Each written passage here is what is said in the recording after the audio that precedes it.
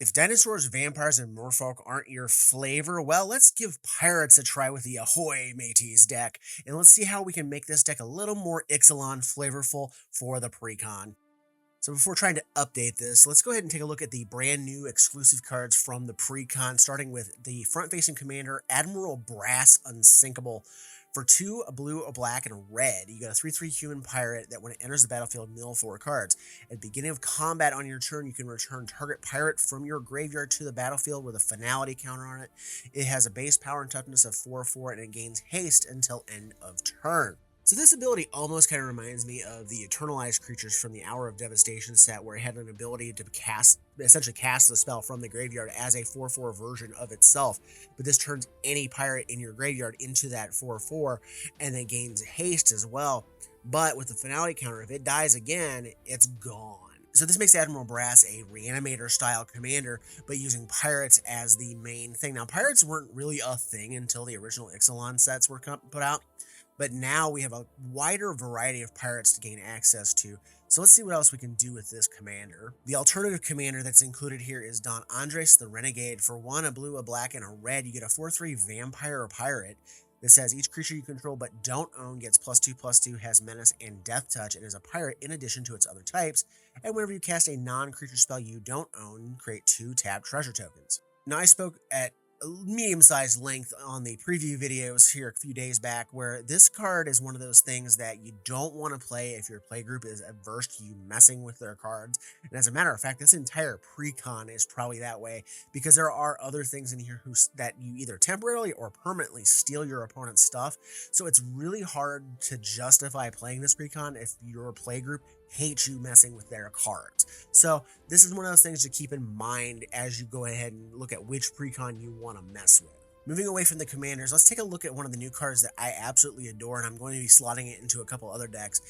The Indomitable. For 2 blue, you get a 6/6 artifact vehicle that has trample, and whenever a creature you control deals combat damage to a player, draw a card, cruise for 3, and you can cast it from your graveyard as long as you control 3 or more tapped pirates or vehicles. So like I said, I like this card for other decks. My Locust God deck is going to definitely see this card, because you don't have to do the whole turn it into a creature and attack with a thing. You can just let it sit there as an additional enchantment that does similar things to like reconnaissance mission and those kind of things. And the cool part here is if you accidentally mill it with Admiral Brass or any other milling effects, you can recast it from your graveyard as long as you have your pirates tapped down. So if you attack into somebody and then you just have 3 of those left over, you just go ahead and recast this out of the yard anyways. Next up is Stormfleet Negotiator. For 2 and a blue, you get a 2/2 Siren Pirate with flying and parlay. Whenever it attacks, each player reveals the top card of their library. For each non-land card revealed this way, you create a map token, and then each player draws a card. So this is an interesting way to get ancillary artifacts onto the board, and you can use these map tokens to boost your pirates up as you go along throughout the game by making them explore. So this is kind of fun, and then you also get multiples off of each player. So if everybody reveals a non-land card, you get 3 map tokens. So that can add up really quick. Now, this is a card I also talked about in the preview videos a few days back. The Grim Captain's Locker. For 3 and a black, you get a legendary artifact with Surveil 1. So that way you can actually bin stuff for Admiral Brass to bring back later. You can also tap it until end of turn. Each creature in your graveyard gains escape. 3 and a black, exile 4 other cards from your graveyard. So if you don't want to lose something permanently to the finality counter of Admiral Brass, you can exile other things from your yard and then use the 3 and a black to cast it out of your yard again. So then you have access to it permanently without losing it to a finality counter if they hit it with another removal spell. Now, this is one of the new partner commanders they included in the deck. Francisco Foul Marauder. For 1 and a black, you get a 0/1 bird pirate with flying. It can't block, and whenever 1 or more pirates you control deal damage to a player, it explores. And it has partner, as I mentioned. Now, the one thing that I found odd about this precon is there's several partner commanders actually scattered in. Like, they made several pirates that are partners, but you can't play them as the commander set of the deck because they're not 3 colors, unless you just plan on going into a 2-color variation of pirates. because it's a mono black and a mono red, or a mono black and a mono blue, or a blue and a red, and so you can't get any of that interaction for the third color playing partners. Next up is the card that is actually the thumbnail of this video, Skeleton Crew. For 3 and a black, you get a 3/3 skeleton pirate. Each other creature you control that's a skeleton or pirate gets +1/+1, and whenever one or more creature cards leave your graveyard, create a 2/2 black skeleton pirate creature token, and with 5 and a black, you can return it from your graveyard to the battlefield tapped. So there's a lot going on for a hill giant. For 4 mana, you get a 3/3. That's the base of what a hill giant is. But then it gives +1/+1 to all your other skeletons and pirates. So your pirates are going to get bigger. Any skeletons that are created are going to get bigger. So the skeletons that come off of this are technically 3/3s.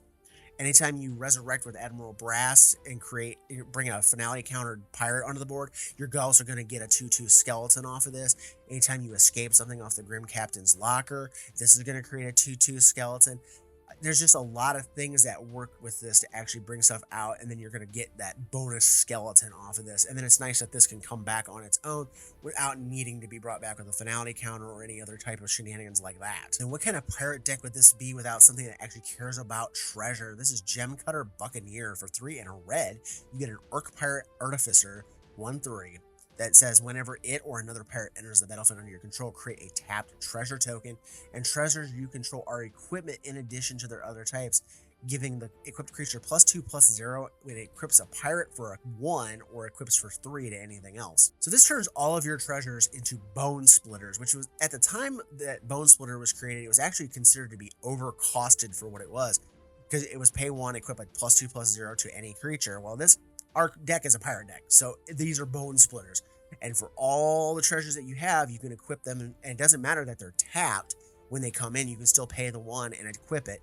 And the nice part is, once those become untapped, you can actually pop them even while they're equipped to a creature. So if you need that mana in a pinch, you can basically sack one of the equipment treasures and then use that mana for whatever you need it for. And then the last new card of note is Broadside Bombardiers. For 2 and a red, you get a 2/2 Goblin Pirate with Menace and Haste, and it has Boast. Sacrifice another creature or artifact. It deals 2 damage plus the sacrifice permanent's mana value to any target. So Boast only activates when you attack. That initiates a trigger that you can do, so then you can sacrifice something else. There's a lot of things that we can sacrifice within this deck, and then use Brass's ability to bring back, or use our escape abilities to bring back off the Grim Captain's chest, or just, in general. This card's going to see play in a lot of different places, but for this deck, it's kind of neat, because then you can also fling things and fling artifacts, and just it's kind of fun too, just to imagine them just loading a cannon with whatever and blasting away at somebody. So that's the new stuff they've come up with. Now let's take a look at the reprints that come in this deck. Like I've said in the other videos, there are plenty of reprint equity cards in these decks. There's at least one good reprint in every single one of these decks. So let's take a look and see what kind of value we're getting out of this. So while this doesn't seem like a whole lot here, Windfall has gotten a reprint, and that's actually a good thing, because this card is actually up to a little over $5 prior to the reprint announcement. For 2 and a blue, you get a sorcery that says each player discards their hand, then draws cards equal to the greatest number of cards a player discarded this way. So this works really well with Admiral Brass and her reanimation ability, as mentioned before, and it just gives you a nice burst of cards, especially if you've been casting stuff out and this is one of your last few cards in hand. You can use this, and if somebody's been drawing a bunch of cards, you're going to reload your hand, as well as nuking anything they might have had going on in their hand. Another uncommon that's getting a reprint here is Herald's Horn. For 3 colorless, you get an artifact that says when it enters the battlefield, choose a creature type. Creatures cost 1 less of the chosen type. And at the beginning of your upkeep, you can look at the top card. If it's a creature of the chosen type, you can reveal it and then put it into your hand, essentially giving you a bonus draw if you do that. Now, this card could have seen a reprint in all 4 of these precons, since they all care about creature types of the specific kind that's in them, but it really didn't see that much here. So instead, it's in the pirate deck, and it's a great reprint, because actually prior to this was like a $5 card as of the Commander Masters reprint. So it's good to see here, and right now it's going for about $220 for this variation of it. So I'm glad to see it. Any kind of deck where you care about the creature type, you should probably be playing this, unless it's something that's really, really low to the ground. Next up is a reprint coming from Commander Legends in Portraiser. For 3 red, you get a 4/4 Orc Pirate that says when it deals combat damage to a player, untap each creature you control. After this combat, there is an additional combat phase, and it can't attack a player it has already attacked this turn.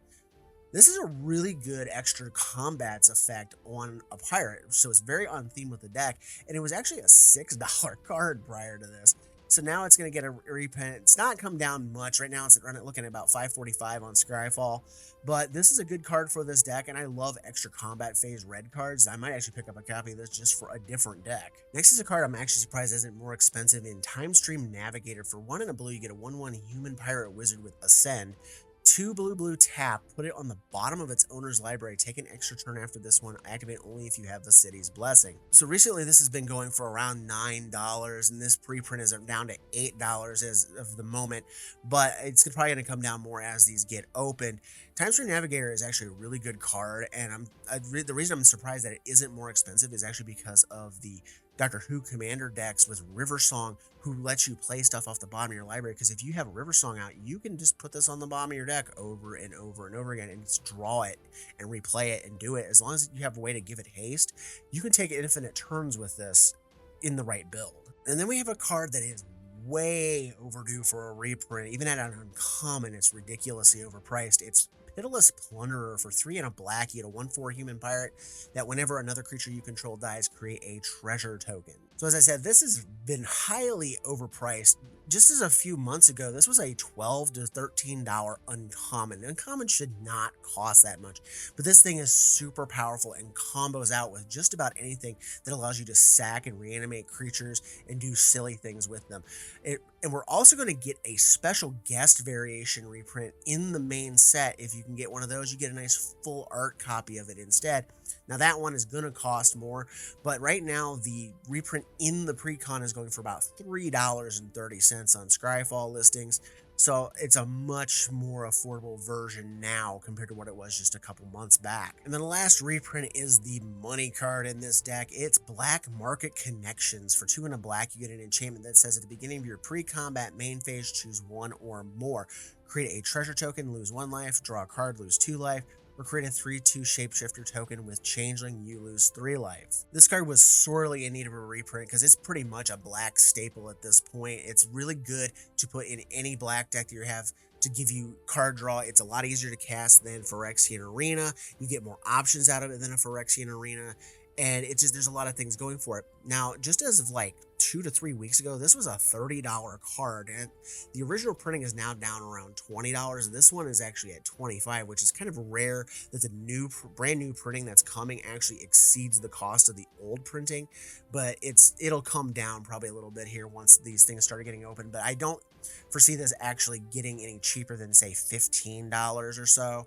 So keep an eye on this. Once it gets down around the $15 mark, that's probably the time to strike if you want a copy of this card. So I've talked about the new stuff. I've talked about the reprints. What am I adding to this deck to improve it, or at least make it a little more thematic with the IXALAN Pirates?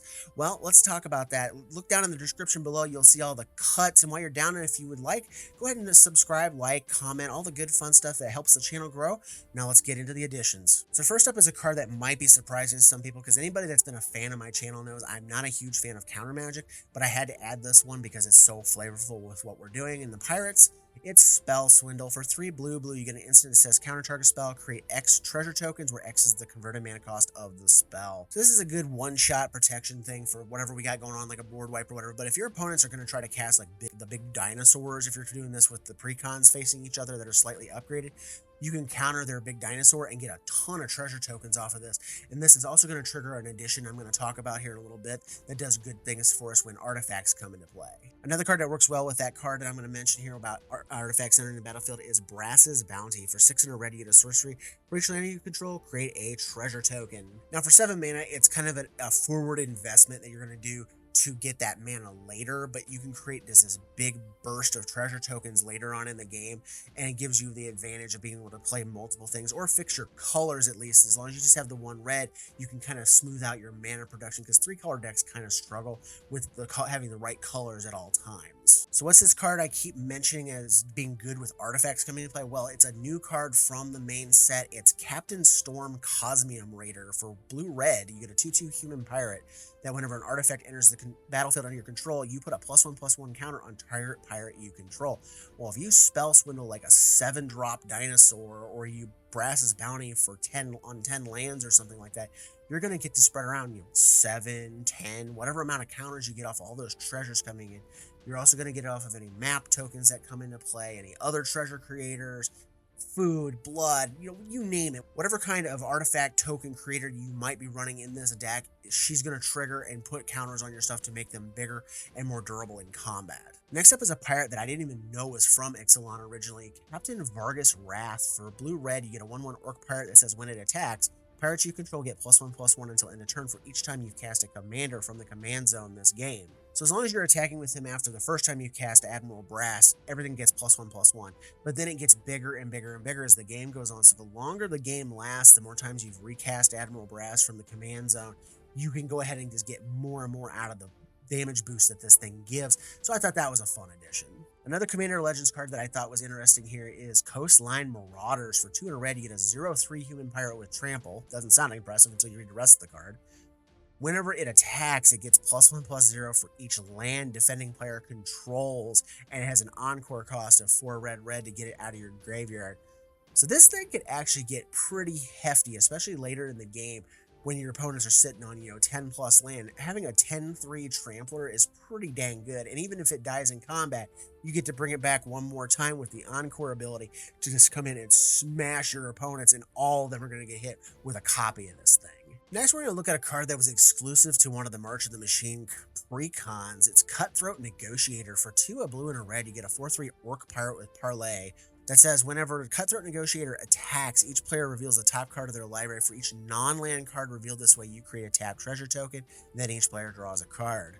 I thought this was a neat addition just for the treasure creation and getting you some more card draw in the deck, and it just fits perfectly on theme with what we want here as being an orc pirate from the Ixalan world. Going back to the original Ixalan set, we have Direfleet Captain. For a black and a red, you get a 2/2 orc pirate that says whenever Direfleet Captain attacks, it gets +1/+1 until end of turn for each other attacking pirate.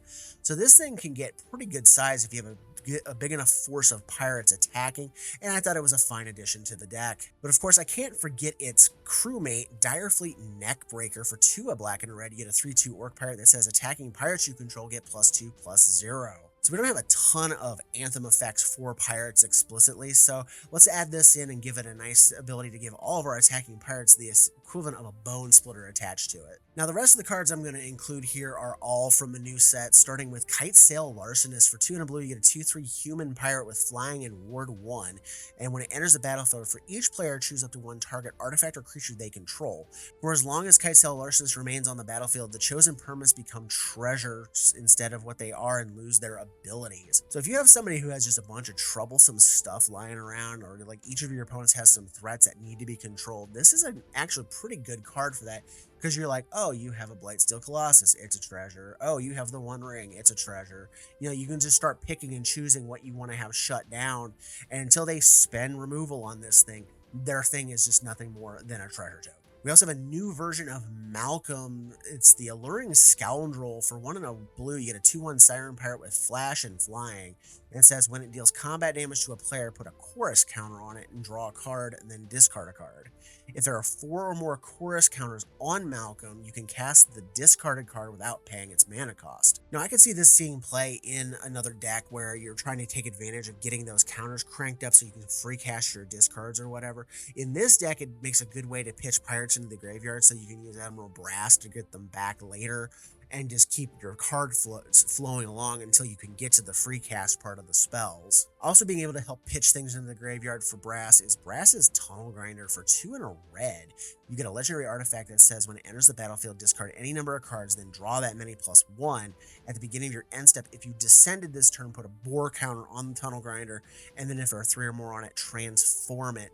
So you're going to get a descend the very first turn this comes in because you've discarded your hand or any number of cards from your hand.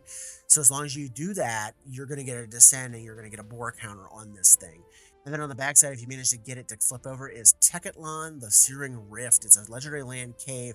Adds a red to your mana pool, and if you cast a permanent spell using the mana produced by it, you get to discover X, where X is the mana value of what you're casting. So the bigger the spell, the more you get to discover off of it. And we have Malcolm's running buddy here in Breach's Eager Pillager. For 2 and a red, you get a 3/3 Goblin Pirate with first strike that says whenever a pirate you control attacks, choose one that has not been chosen this turn. Create a treasure token. Target creature can't block this turn, or exile the top card of your library. You may play it this turn. So I like that it feeds into itself off of each of these things. It makes it so things can't block to kill it. It makes it so you create a treasure token, which then can cast the card that you've exiled from the top of your library. Because all you got to do is tack with 3 pirates and you get all 3 modes off of this card in one turn. So there's a lot of good functionality here with this card, and I can't wait to give this one a try. Then we have Vraska's old ship from the original Ixalan block. It's the Belligerent. For 2, a red and a blue, you get a 5/5 vehicle that says when it attacks, create a treasure token. And until end of turn, you may look at the top card of your library at any time, and you may play lands and cast spells from the top of your library and cruise for 3. So maybe some of your smaller pirates have been outmoded, but the Belligerent isn't. So if they can't attack safely, you can just use them to crew the Belligerent and then swing with this instead. You'll get a free treasure off of it, and you can use that treasure to cast the spells that you reveal from the top of your library and just have a good time with this boat. And then the last card I have in here is one I added to the pirate deck, but you could actually add this to all 4 of the precons. It's Roaming Throne. For 4 colors, you get a 4/4 golem with Ward 2, and as it enters, choose a creature type, pirate. And it becomes the chosen type in addition to its other types, and if a triggered ability of another creature you control of the chosen type triggers, it triggers an additional time. All that to say is Admiral Brass's trigger will trigger twice, so you can get 2 pirates back off of it. Any kind of treasure generation triggers, any kind of just all kinds of stuff that triggers off of your things triggering, this is going to do it as long as you name pirate in this deck. So that's what I have for thematic upgrades for this deck. Let me know down in the comments down below, what would you add to this deck? Would you stick with just Ixalan themes, or would you go into other things to make this a little more interesting? I'm all ears. I want to hear what you have to say. I read all the comments. And thank you for watching. Have a great day, and we'll see you next time.